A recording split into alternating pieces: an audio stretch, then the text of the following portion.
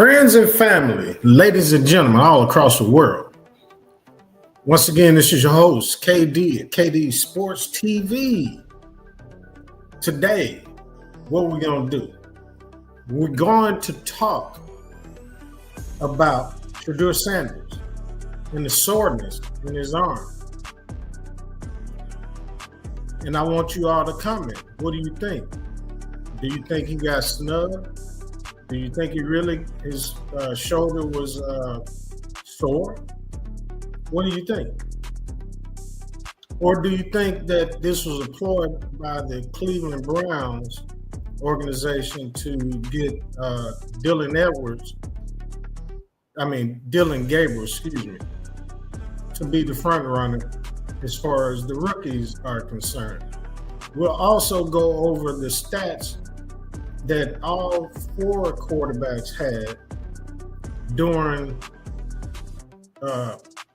minicamp, as well as the practices that they've had. They've had 10.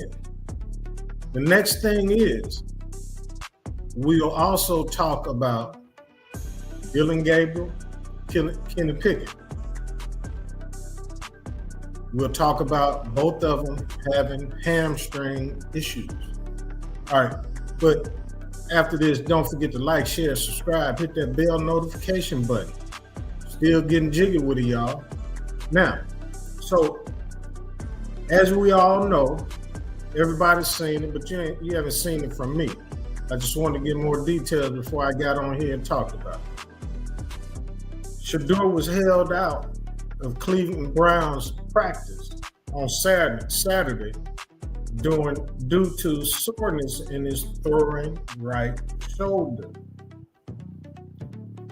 He reported it, and they said, okay, well, we're going to stop you. You ain't going to practice. We're going to stop you.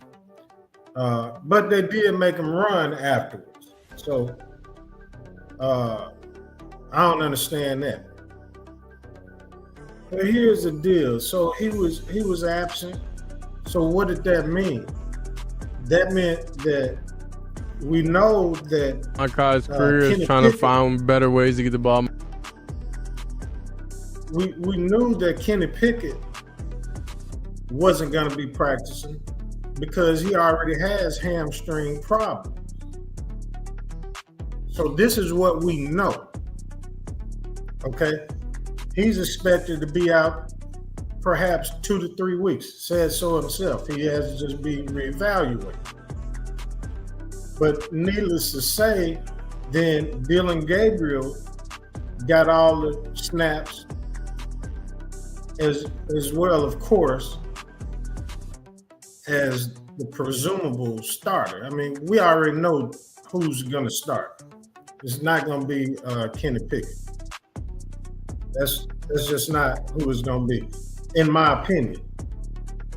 Simply because the timetables has said he got to be reevaluated for quite some time.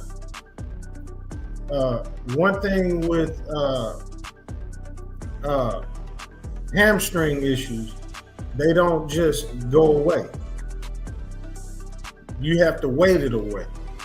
You don't get back on the field and just start, just giving it your all. One of his strongest points is running. But we also know that Kenny Pickett is injury prone. We know this, okay? So now, here's the other issue. Oh, and by the way, Shedeur was interviewed. They asked him about his soreness. They also asked, he said, I was a little bit sore and this, that, and other, but we know why, because he was put on another practice field by himself, and he was having to do all the passes, do everything on his own. So, of course, he's going to be sore. Now, so what happens now is just that one day of practice, he missed a lot of critical time from being absent. He missed a lot of time because he wasn't able to continue to work with the offense. You already know they got him working with the 2s and 3s. However, he's doing very well with the 2s and 3s. We can't say that about Dillon Gabriel. Now, what else do I want to talk about? I'm glad y'all asked because it's very, very interesting. It's like super interesting. Like I stated before, Kenny Pickett already had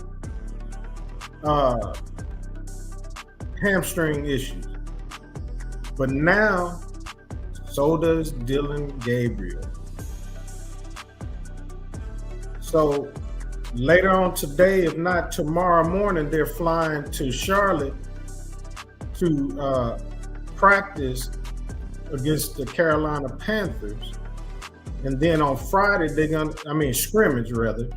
And then on Friday, they're going to have a game basically.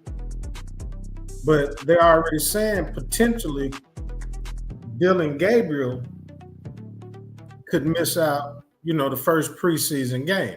We don't know that. So come this weekend, come Friday, come tomorrow and the scrimmages that they do, I would suspect Shedeur should get a whole lot of runs with the ones. So then Cleveland Browns, look at me. Come on. Look at me right here. What you gonna say then? If he shines, what you gonna say? You still gonna make an excuse that Dillon Gabriel wasn't able to do it? Well, you shut down Shedeur because his arm was sore. And then a reporter asked him also, did you have to get an MRI? He said, for what? Simply, for what? Soreness. So what I need to get an MRI for? Now, this is the second point. Through all of the training camp, these are just some stats. Some of y'all might say, and this is based on ESPN, Stat Tracker.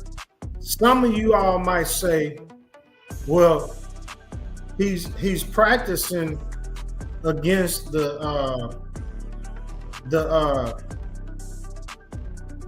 threes and all of that. Well, what can he do about it?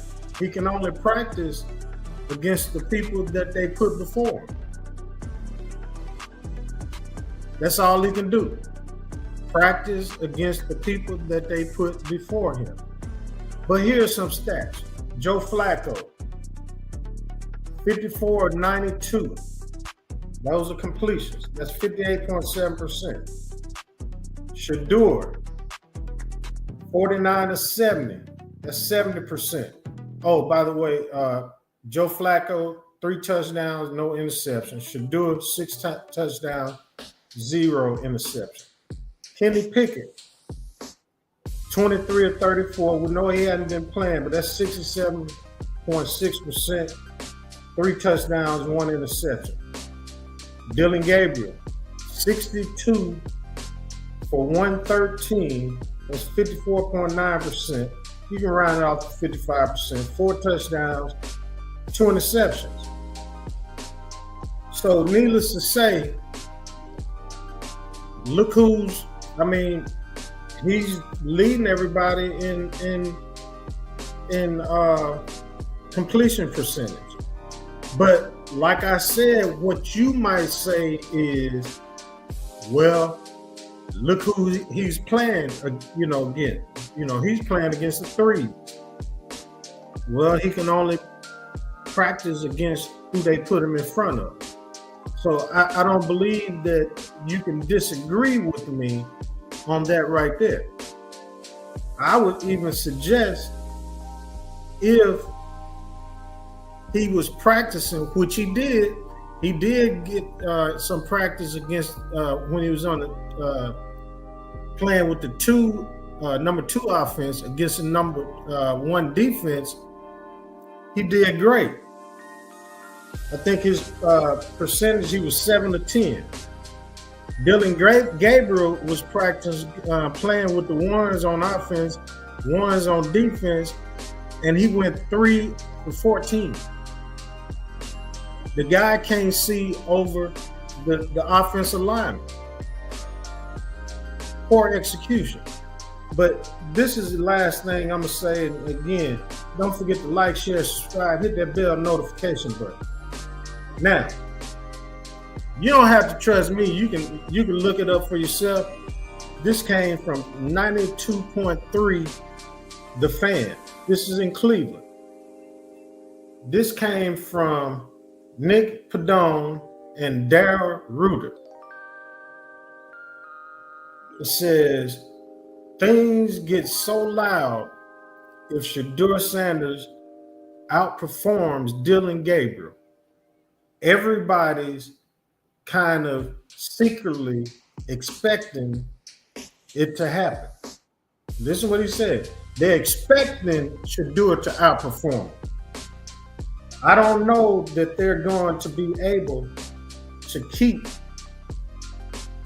holding behind the developmental Shedeur, the developmental shield forever, meaning the developmental shield keeping Shedeur behind. Because simply put, he's outperforming Dillon Gabriel. And that's just the bottom line. And hey, I'm still getting jiggy with it. Everything on the screen. Go to KDRF Sports TV. Like I said, like, subscribe, hit that bell notification button. Facebook, same thing. At KDRF Sports TV. Still getting jiggy with it, y'all. And I'm out. This is KD. Bringing it live. Come on now. And I'm out. Oh yeah. Peace, love, blessings, and happiness. I'm out. I'll holler at y'all soon. Come on now. Let's go.